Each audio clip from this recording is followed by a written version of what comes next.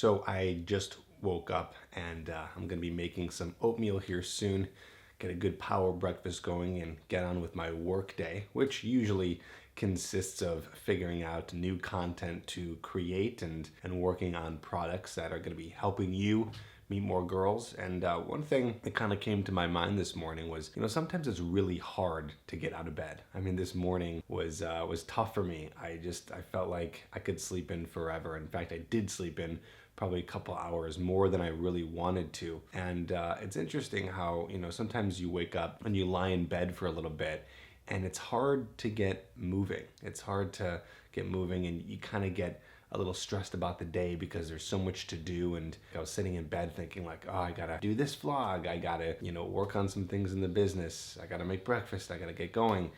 And it was interesting that the second I actually got out of bed and I started walking over to the closet to, put on some clothes, what ended up happening was almost instantly I was excited about the day.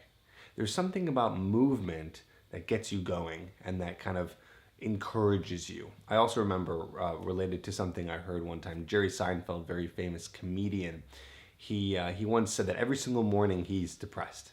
Every single morning without fail he's depressed. But the second he starts moving, it instantly goes away. And it's so weird because I watched that interview a couple months ago. Not that I was depressed this morning, but I was just kind of like in a funk of, I have a lot to do today.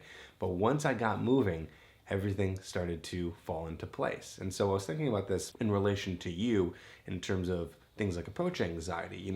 We sit here in a lot of fear of wanting to go up and talk to that one girl and staying in that fear and not having any motion can really just cause you to feel more and more anxious. But the second you start moving and walking and pushing yourself to go over and talk to that girl, it starts to feel a little bit better. And once you're in there, you feel great. I mean, yes, you're still anxious and you're still kind of scared of what's going on in the conversation, but you feel way better than you did before when you were just standing there and looking at her. All right, time to move on with the day.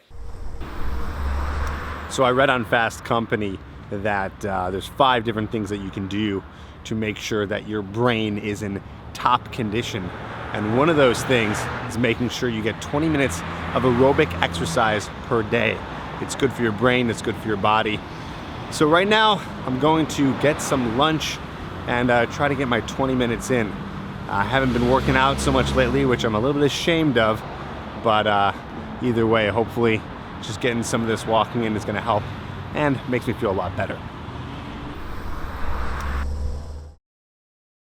So one of the reasons why I want to do this vlog is because I am not a perfect person. I make mistakes all the time. And I want to kind of, journey throughout the rest of this channel and be able to teach you from the mistakes that I made, which is basically what I've been doing already, because a lot of the stuff on this channel is mistakes I've made in my life and I'm sharing with you. So I'm going to be continuing that with you to be able to help you out. So it's going to make you a better person. It's going to make me a better person.